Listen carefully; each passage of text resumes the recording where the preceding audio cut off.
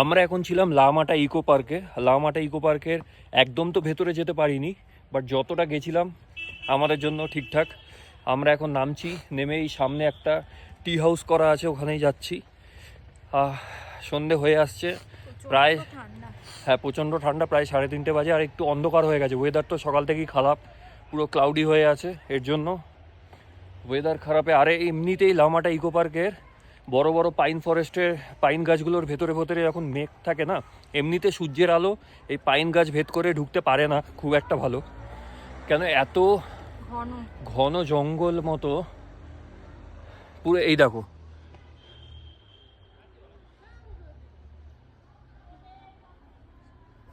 এরকম পুরো ঘন জঙ্গলের মধ্যে দিয়ে সূর্যের আলো তো ঢুকতে পারে না বেশি, যতটা পারে।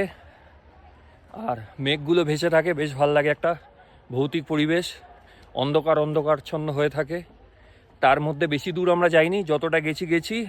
এখন যাচ্ছি, এই সামনেই একটা টি হাউস আছে, টি হাউসের এখানে ফটো তুলবো। তোমরা কিন্তু ভিডিওগুলো লাইক করো আর চ্যানেলটা সাবস্ক্রাইব করে রেখো। এরকম কিন্তু অনেক ভিডিও চ্যানেল আপলোড আছে, সেইগুলো দেখো। টাটা।